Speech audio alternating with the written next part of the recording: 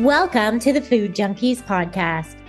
Here, we aim to bring you the experience, strength, and hope of professionals working on the front lines in the field of food addiction.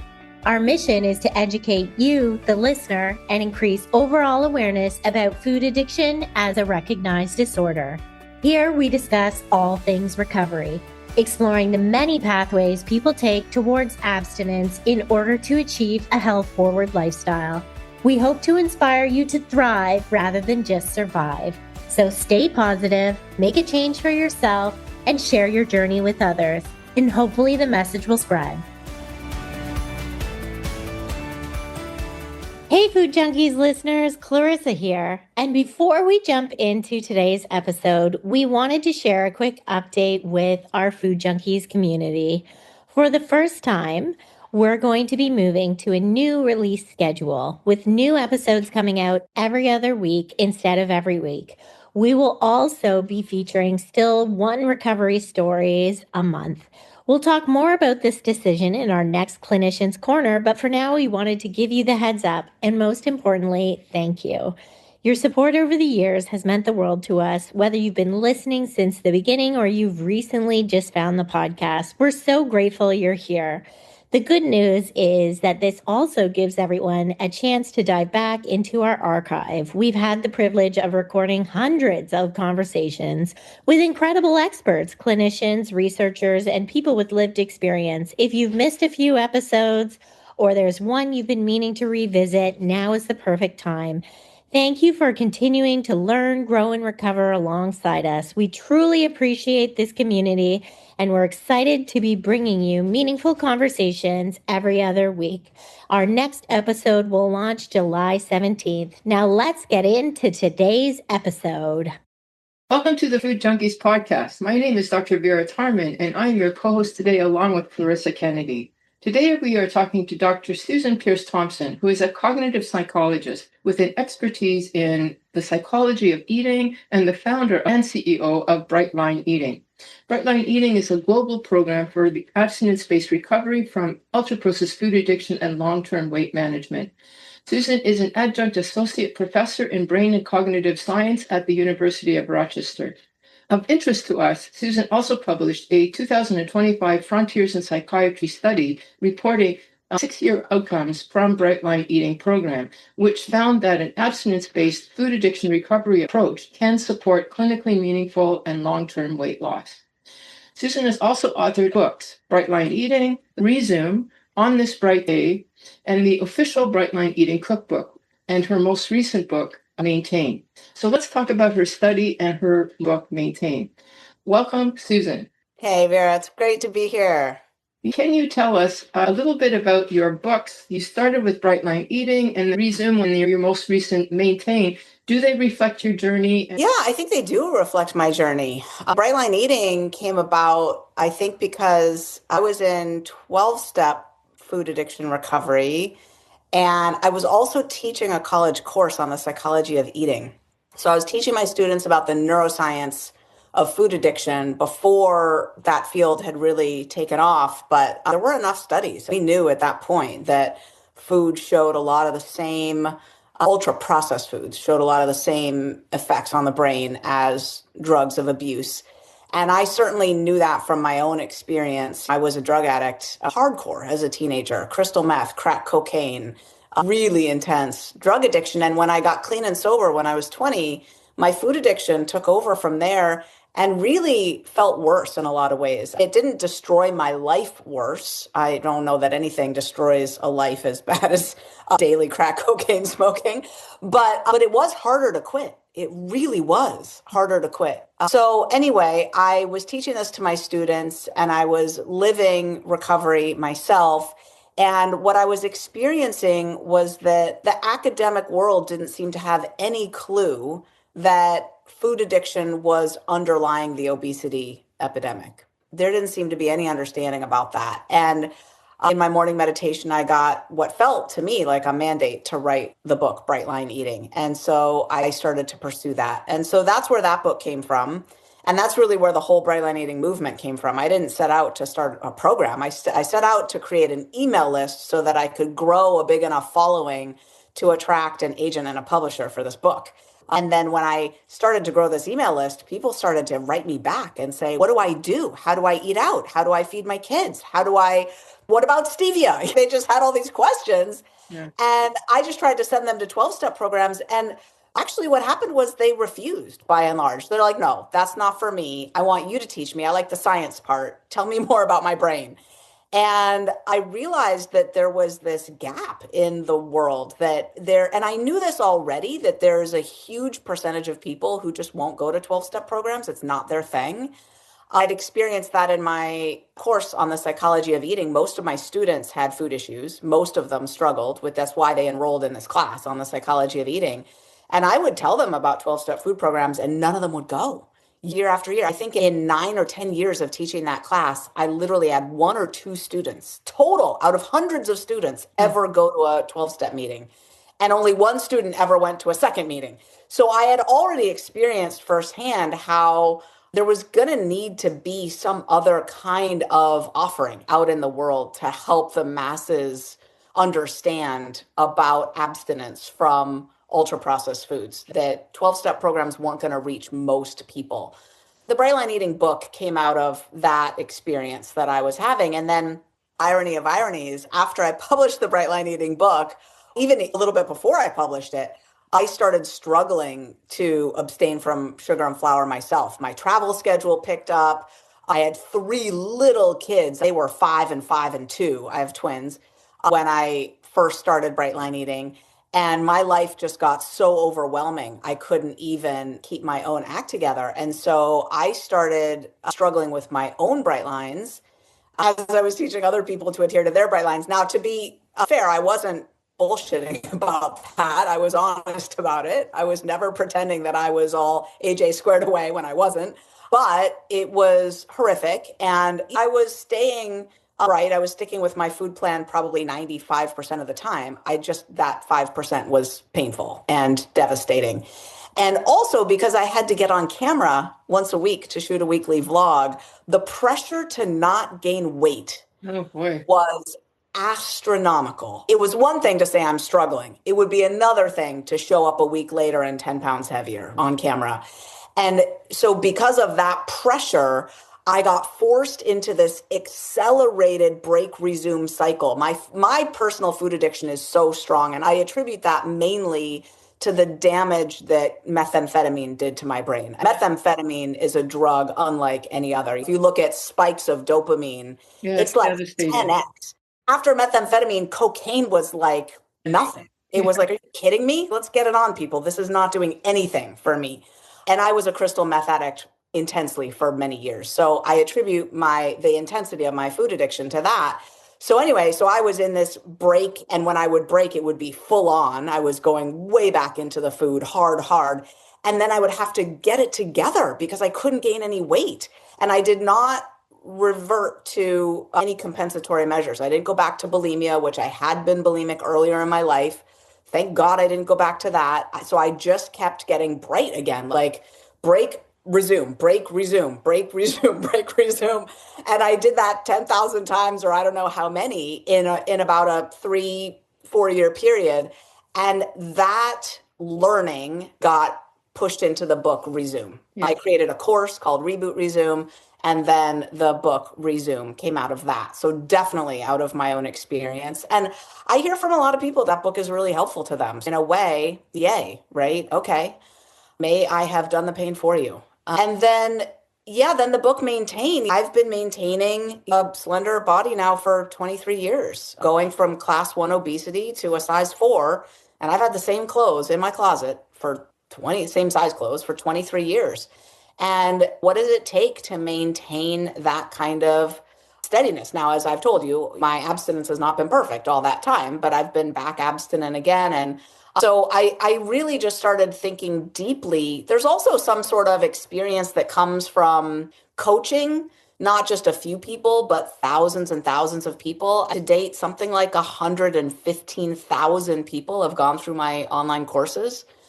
And there's something about learning at that scale when you're helping people and hear either directly or through the grapevine, what people are doing, thinking, experiencing, struggling with en masse like that you don't really get when you're working one-on-one with people in the trenches. It's different, right?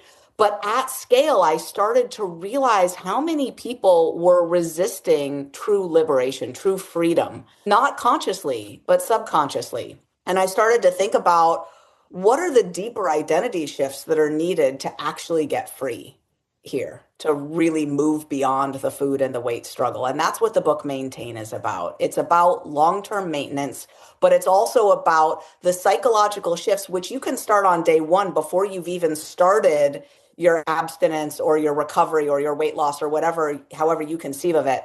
You can really engage with it as a maintenance journey as opposed to a quick fix, diet mentality, a short-term thing. And the book Maintain teaches you how to do that, which greatly increases your odds of being successful long-term, because nobody's really starting out thinking, well, I want another round on the diet yo-yo roller coaster, right? Nobody wants that, right? But we often start off with diet mentality that's going to actually produce exactly that. Yeah, exactly. So you mentioned numbers. You tell us about your 6-year study. Specifically, you have Bright Line Eating program, but my understanding of that is there's various aspects to the Bright Line Eating. Sure. What did you actually study? And tell us about the part of the program that you studied. Yeah, sure.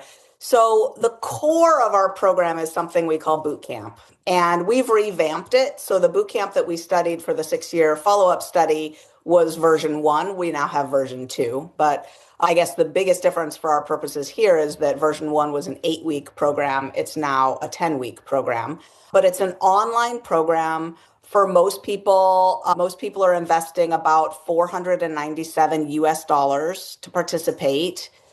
And basically, we took a cohort of people who had done the boot camp in October of 2017, and we randomly reached out to them by email 6 years later in 2023 and said, hey, fill out this survey. Now, I'm sure you're not shocked to hear that they didn't all do that. However, we did get 267 responses, which ain't bad. So we took 267 responses and we analyzed those data. Now, those 267 people might have done any number of things in the ensuing 6 years. They may have stuck with Bright Line Eating and, as you said, done a lot of our other courses, or we have a continuity program that's like an annual membership. It's called Bright Lifers. So I believe 43% of them were current active Bright Lifers, but that means that most of them were not, right? Like over 50% of them were no longer Bright Lifers. A lot of them were still doing Bright Line Eating in some shape or form, but many of them were not. A fair number of them did Bright Line Eating for a nanosecond and stopped doing it altogether, but then got this email and said, I'll do that. All right, I'll fill out this survey. So how many emails and then how many responded back? Yeah, I have those numbers right here. I think we thought we would need some follow-up by telephone. It's actually, your question is not that simple. So let me just put on I'm over 50 glasses here and say, we sent out, there were 1,876 people who did that boot camp in October of 2017. And there were 524 of those people for whom we had phone numbers. So we zeroed in on those people first so we could follow up by telephone and text with them. Of those 524 people, 215 answered surveys immediately, 316 eventually. We did send one email to the other folks. No, only 100 of the other folks, or randomly selected 100, and we got 13 additional responses. So that ended up with 329 total responses, of whom we eliminated. So we eliminated some based on, in those 6 years ensuing, they'd done weight loss drugs or weight loss surgery. That eliminated them. Or they entered rando data that didn't make any sense. We eliminated that. So we eliminated a few, and then that ended up with the 267 qualified surveys that we analyzed. Could we say of that crowd that would be biased towards a positive success? I would think so. I would absolutely imagine so. It's definitely a biased sample and definitely biased towards success, which is not great. And it's also not atypical. This is the Absolutely. pitfall of doing long-term Yeah. data collection is people don't answer emails, and the ones who do are more likely to be eager and interested for whatever reason, right? Yeah. Okay, tell us the results. What were some findings? Yeah, overall, the whopping finding was that there was a staggeringly positive and highly significant result that people who do Bright Line Eating and who stay Bright Line Eating members lose way more weight than people who don't, and that the weight loss was massively significant. Something like 72% of the entire sample were maintaining clinically significant weight loss, which Like what? is, Give me an example. what percent weight loss? Yeah. So some were clinically significant weight loss is defined as greater than 5% of your starting weight. So 5% isn't 5 pounds. To contrast that with the GLP-1 claim, but let's go with yours first. I can answer that directly. So for apples and apples, it's not quite apples and apples for many reasons, but to get as close as we can to directly comparing to GLP-1 claims. So if we look at Ozempic or Wegovy, right, which is the same drug, it's semaglutide, right? They published a 4-year follow-up study that showed that of people who are still on the drug, they're maintaining a 10% weight loss, not 10 pounds, 10%. Yeah. So if they started at 200 pounds, they're maintaining a 20 pound weight loss, right? That's at 4 years. So ours is at 6 years, 2 years out from that. And of people who are still doing it, still Bright Line Eating members, still really doing Bright Line Eating, 40% more, so 14% weight loss at 6 years out. So better results than Wegovy 6 years out. Without the side effects. Yeah, and without the side benefits. Fewer heart events on GLP-1s and so forth. So yeah, GLP-1s are interesting. They're showing a lot of side effects and then also a lot of health benefits. I don't want to say they're vitamins, but they are showing some health benefits as well. They're an interesting class of medication. You talked about weight loss, so 14% at 6 years. What about food noise, or what we would call in our field, food cravings? Yeah, so we didn't test for that. We didn't ask that. We have data showing at the end of the boot camp, food noise has gone down to almost nothing just by 8 weeks, which we assume that's from a significant amount of metabolic healing and brain healing of the dopamine receptors. We think a lot of that healing is happening in just the first 8 weeks. Any other findings that were of significance or that surprised you? I was shocked at the average overall weight loss maintenance was 14.5 pounds in the whole sample. Now, again, a lot of these people did Bright Line Eating hardly at all. They just tried it for a moment. And then what the data, so that 14.5 pounds translates to a 6.9% body weight loss. Okay. But that 14.5 pounds is averaged across everybody. What that shows is that learning about the addictiveness of sugar and flour to some degree inoculates you against weight gain. And, people are actually maintaining some weight. Just keep in mind, in the general population, weight is going up. It's not going down. It pushes back against this notion that if you introduce people to an abstinence-based food plan, they're going to rebound. If they don't take to it, they're going to rebound and gain more weight. So no, actually, they're going to benefit just from having that information that, look, these are the foods, all the foods made out of sugar and flour. These are the foods that you really got to watch out for. And there's benefit to eating 3 meals a day, not snacking all day long. There's benefit to having some structure and some discipline. Just those kind of cold, hard truths are going to sink in and help people be better off, even if they choose to go a different path. I thought that was really interesting. Yeah. Now, I got a bit confused. Just to go back for a second. You said it was 10% of weight loss for GLP-1s, and then it was 14 pounds or 14%? 14% of the ones who are doing it, it's 14%, which is probably 30 pounds, 35 pounds, Good. Something like that. Right? Yeah. Yeah. I really like your concept of just knowing is like an inoculation to stopping or retarding weight gain.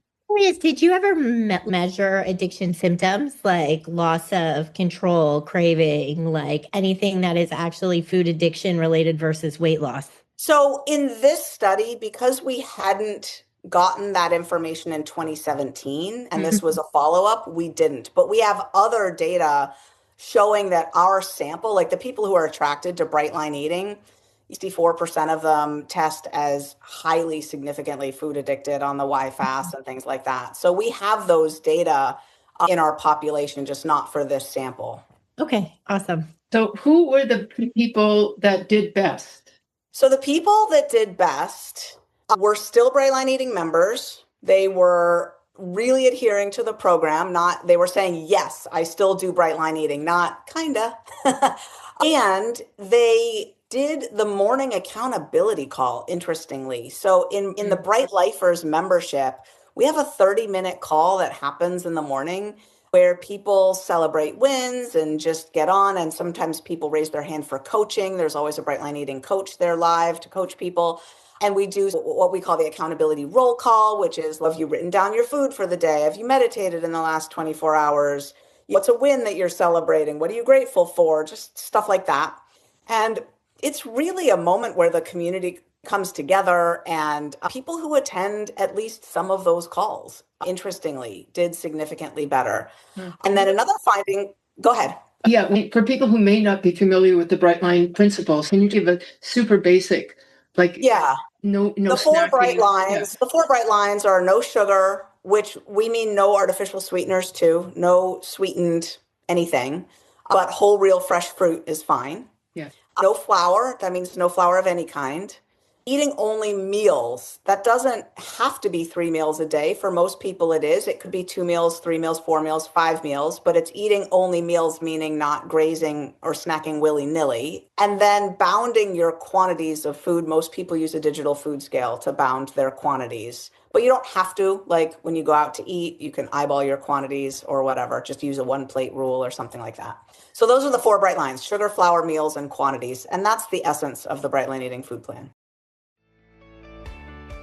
Hey, Food Junkies listeners. We're just going to take a quick break here to share with you something our team thinks could help benefit your recovery with food, body, or self.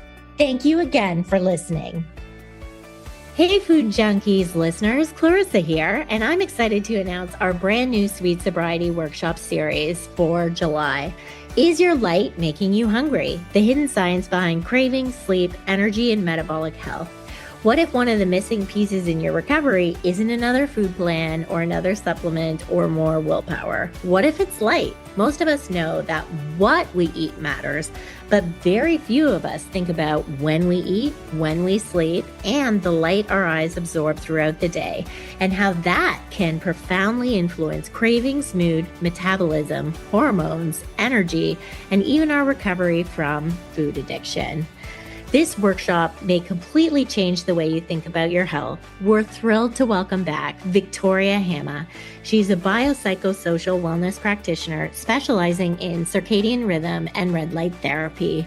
Victoria brings together cutting-edge science along with something equally valuable, lived experience. Her passion is translating complex science into practical tools that people can begin using immediately.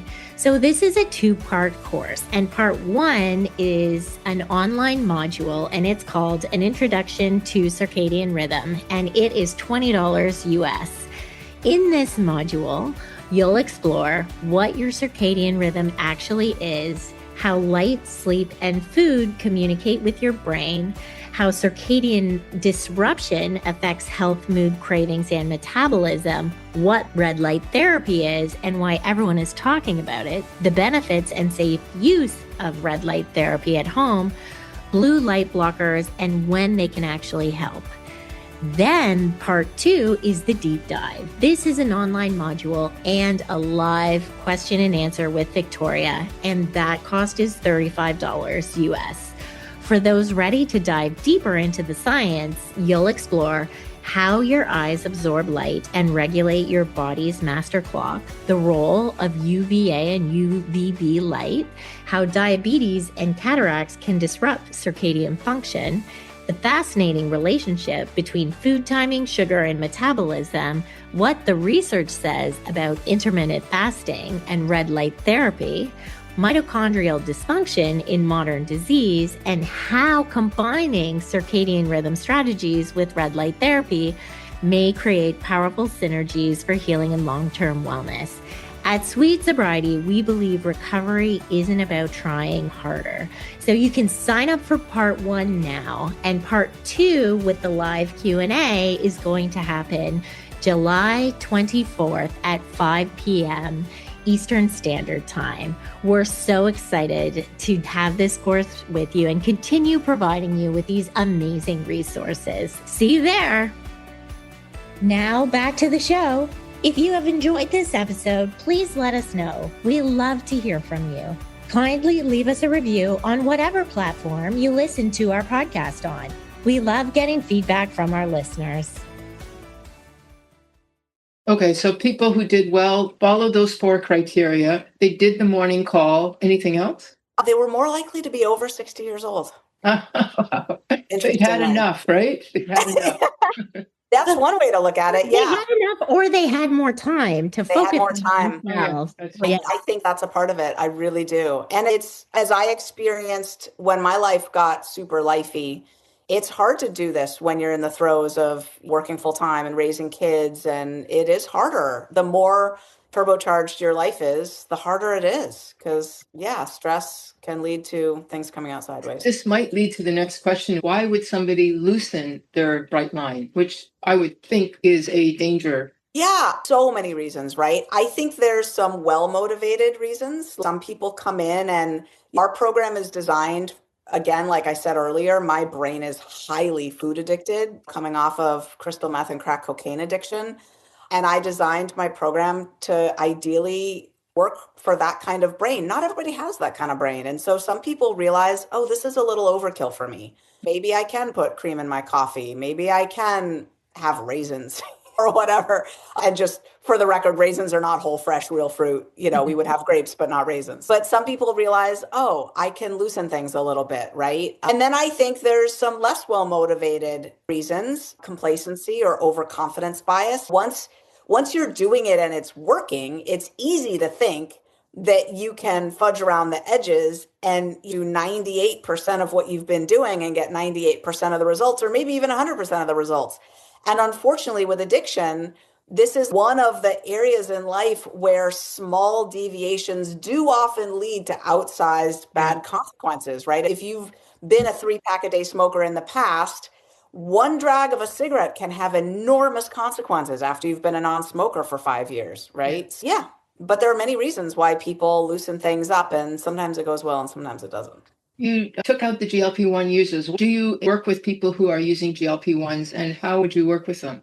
Absolutely. We actually have GLP-1 coaching calls in Bright Line Eating twice a month, where myself and Marty Lerner and Dr. Mark Getting, all of us could go by the name doctor or whatever, but 1 out of 3 of us are medical doctors, and Marty and I are psychological doctors. But we all have a particular interest and fascination in GLP-1s and how they work with the brain, and in particular around food addiction. So people can come to those coaching calls and get their questions answered. We're not giving medical advice there. We're just coaching people on their Bright Line Eating journey. We also have people who are on GLP-1s and who do Bright Line Eating together who've started meetups in our community. These are like Zoom meetings, if you will, kind of like a little bit like 12-step meetings maybe, but they're just gatherings of peers who come together to support each other. And we've got a couple of those going regularly. So weekly, those are happening. And I tend to think that GLP-1s are wild. They're wild.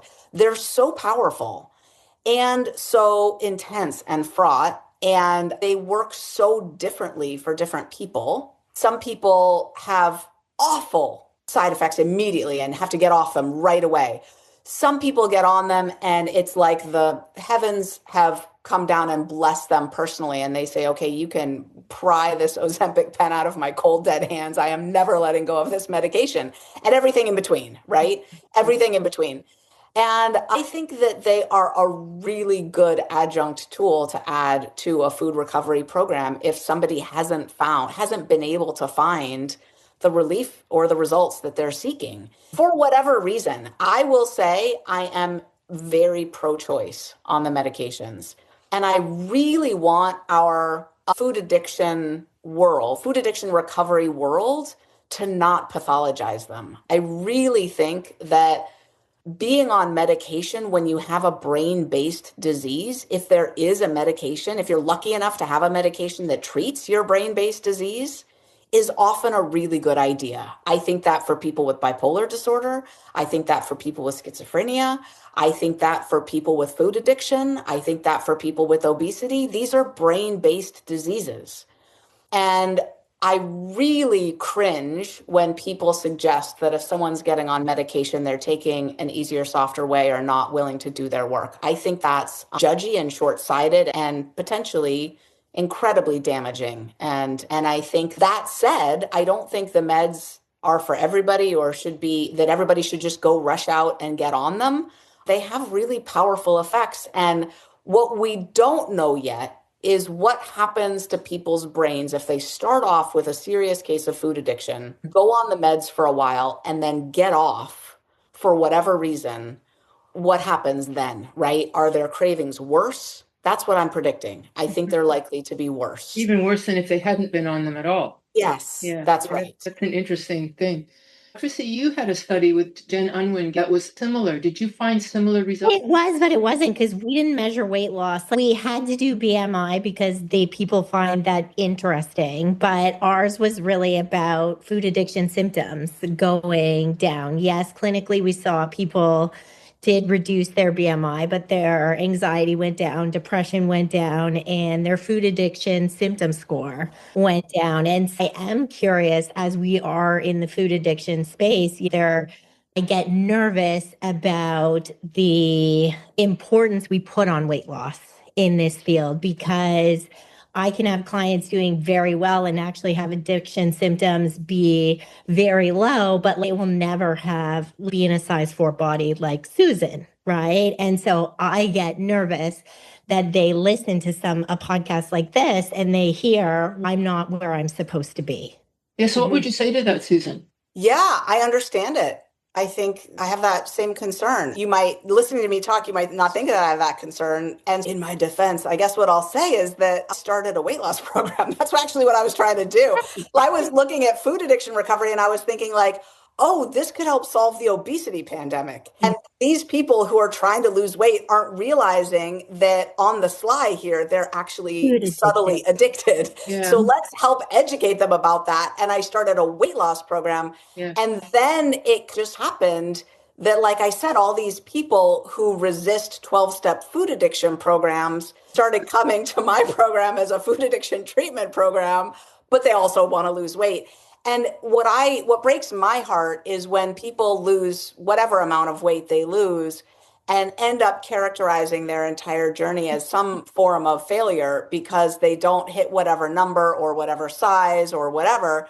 And they're not focusing adequately, I don't think, on all the benefits they're gaining, right? So we do a lot of work in Bright Line Eating and trying to highlight those. We talk about non-scale victories, NSVs, and we talk a lot about gratitude and about what is working. And I talk about the two gaps, right? The gap between where you're at now and where you think you ought to be. But let's look at the gap between where you are now and where you've been and how far you've come, right? Yeah. Really focus on that gap. So I agree, Clarissa. I wholeheartedly agree. And I don't know, I'm sensitive to certain psychological data like that anti-fat bias is the only one still going up, which is just heartbreaking. Bias based on race and gender and sexual orientation and all the other things has been going down and is going down steadily.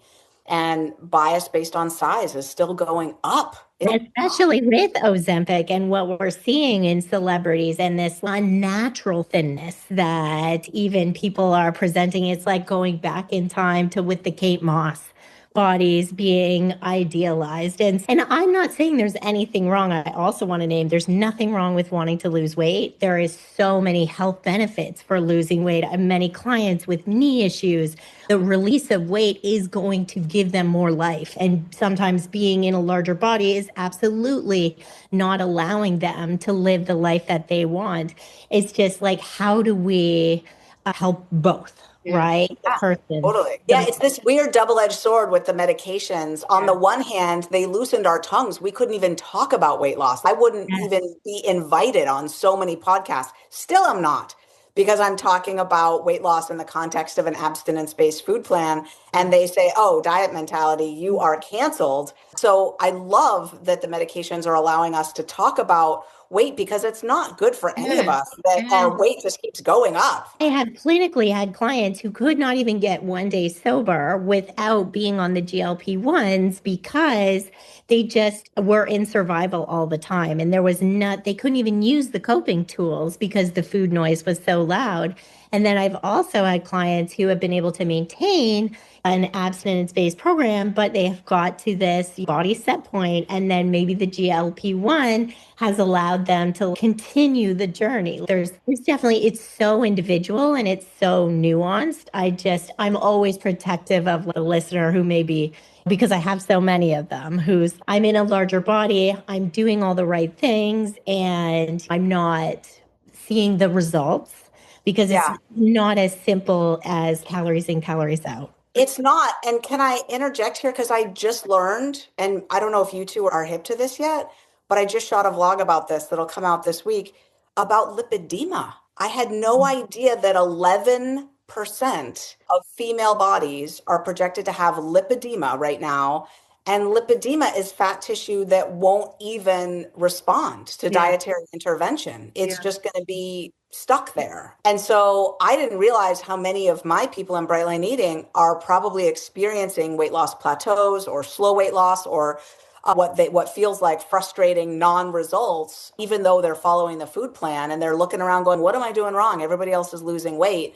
And they don't realize that their fat is not typical fat. It's lipedema fat. And they have to go on a whole different journey to figure that out. And I was curious, does your community have a specific group that works with individuals in those categories who are maybe in larger bodies, but maybe not seeing the results? Or is that something that actually makes people drop out of Bright Line Eating sometimes? Yeah, I was going to ask about the dropout rate if you have one.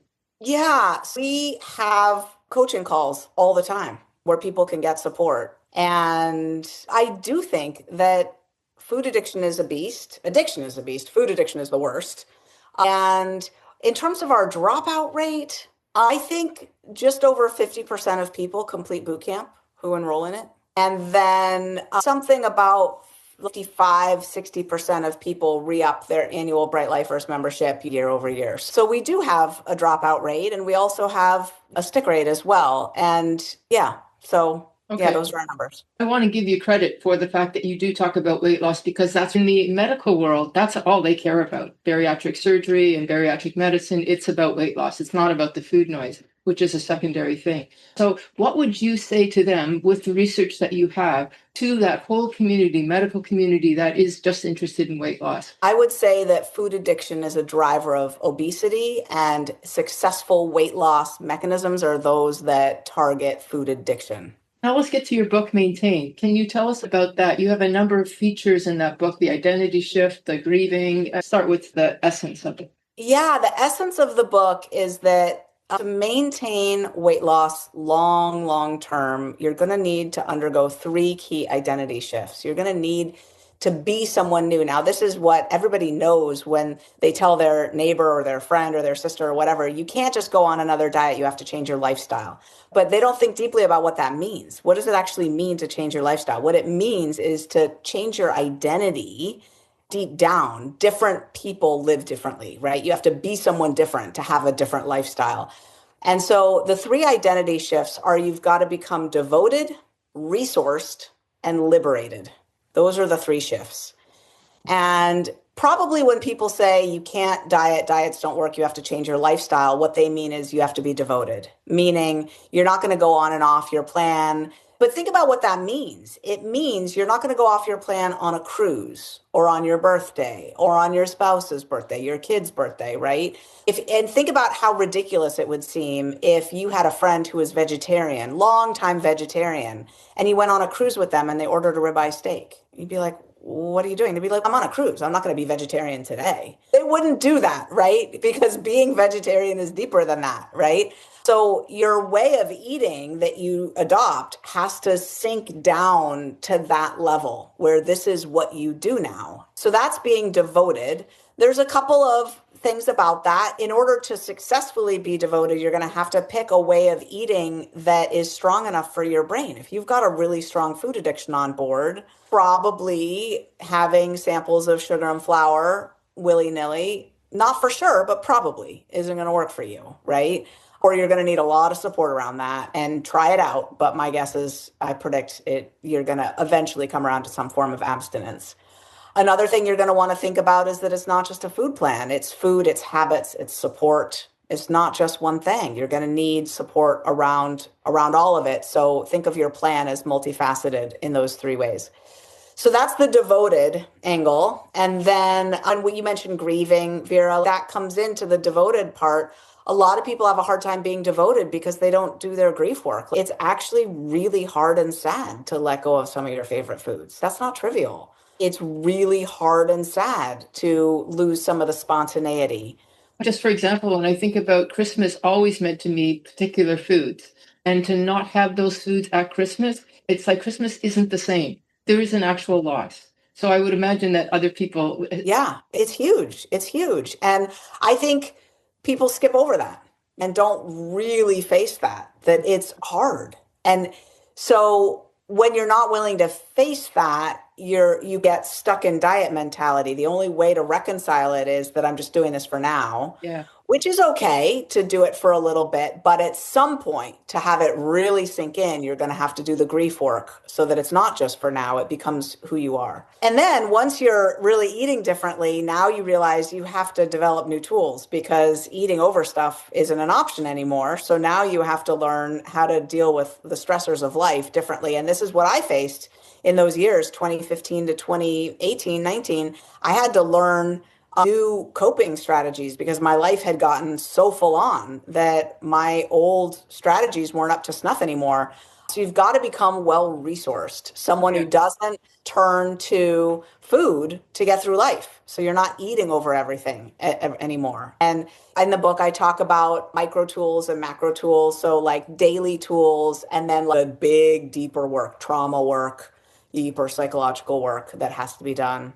And then the last one is so interesting. It's about being liberated, meaning being done with the food and the weight struggle and someone who's really moved on and filled their life with life, not thinking about the food and the weight anymore. And I want to tell a couple stories about being liberated.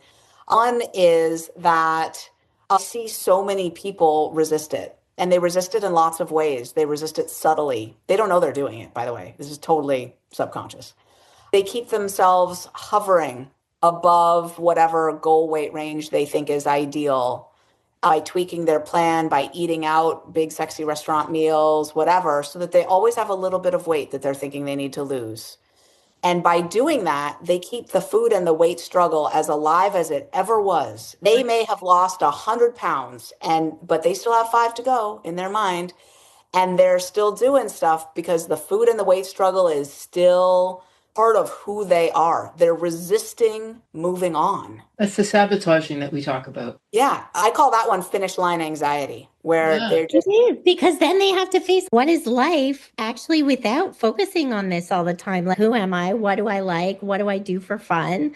Like, that's like an existential...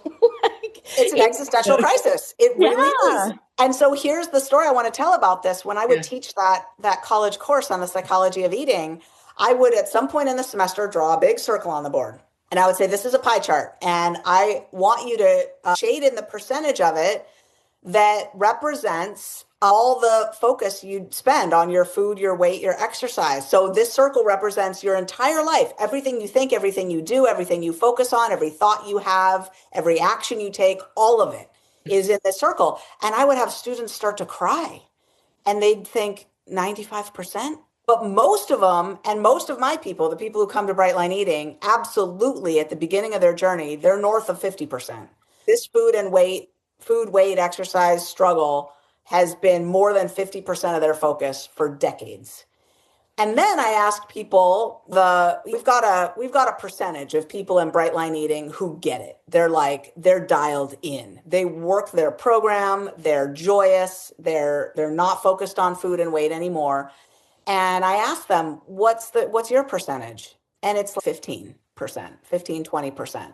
Still takes a little something to maintain the whole to plan your food, to get to the grocery store. But I have them include in there their meditation practice, their Gideon Games team, their accountability call in the morning, all the things they're doing. It all fits in there. And they're like, yeah, 15%.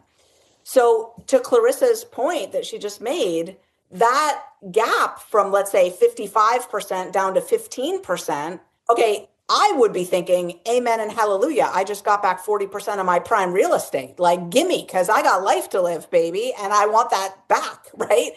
But that's not what they're thinking. They're thinking, oh no, who am I? It's not even a thinking, it's a feeling. It's like a gaping chasm of, does this mean I have to face that I don't really like my spouse? And that my adult child won't talk to me or come home for holidays, or that I never developed a career that I like or that feels fulfilling, or that I actually am terrified to look in the mirror at my eyes.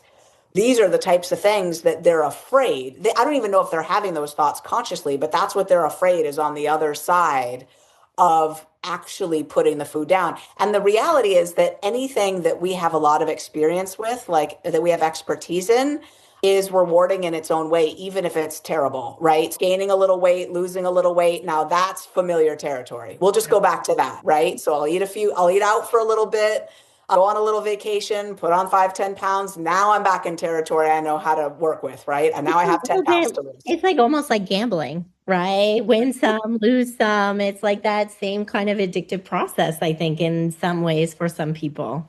Yeah, what I find interesting, Susan, I wouldn't have thought that concept of liberate would be so crucial. But when you think that some people are like definitely over 50%, maybe 90%, it is actually really important. Yeah.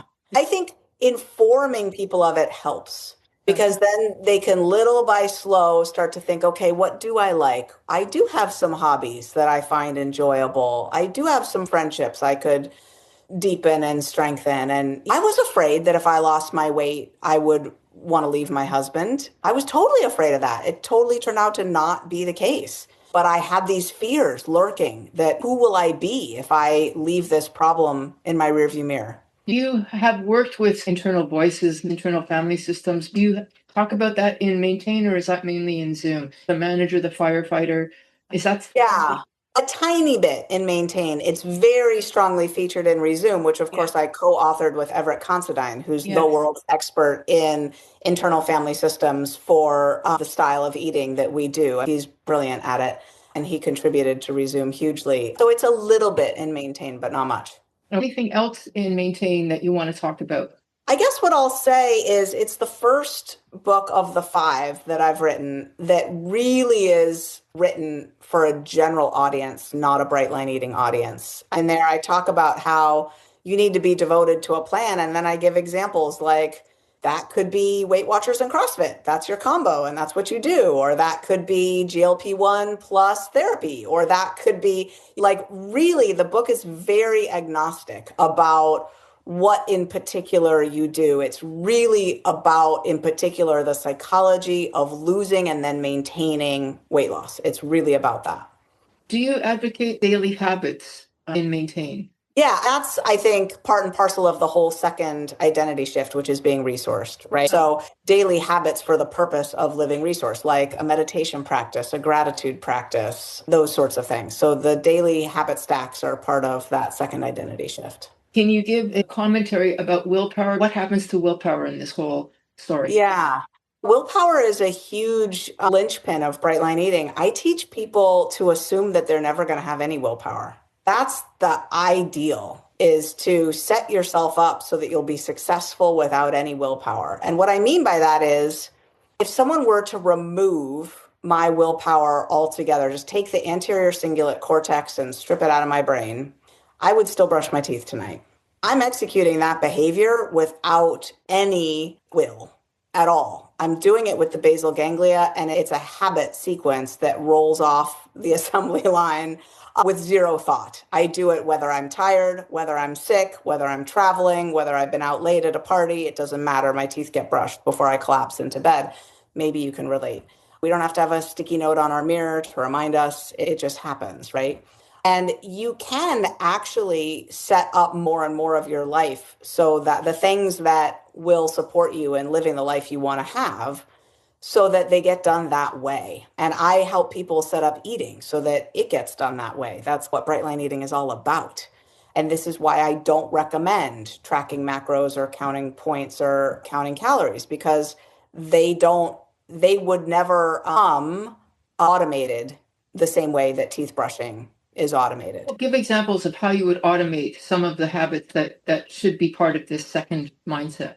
Yeah, okay, sure. So when I roll out of bed, or just when anybody rolls out of bed, those first 1 to 2 to 3 hours are your prime real estate for automating habits, right? So you want to stack back to back and in the same order, right? So for example, people have a habit stack for when they get into the shower. Typically, they have certain products that they use in a certain order, and they have a certain flow of what they do before they get out of the shower. That's a habit stack. Shampooing the hair is a precursor to rinsing the hair. Rinsing the hair is the precursor to putting in the conditioner. Putting in the conditioner is the precursor to rinsing out the conditioner.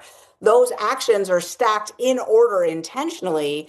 And so if you do them the same way every time, you don't have to worry about them getting done right.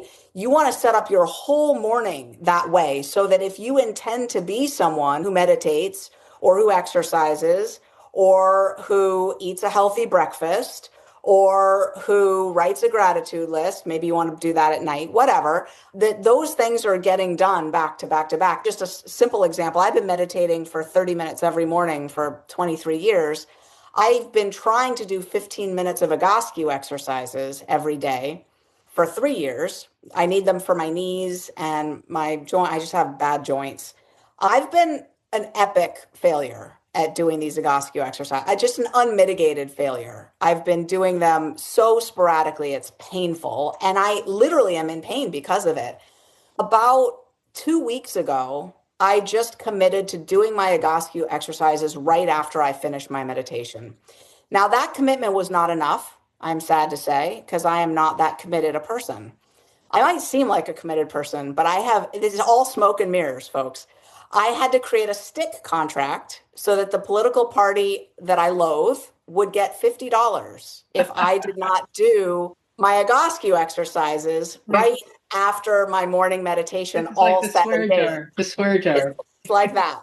And now I am someone who so far is Egoscuing faithfully after my morning meditation. I don't know what Egoscue means, but it sounds painful. It's like physical therapy, whatever. Okay. Although it's super cool. You should look it up. But anyway, yeah. Okay.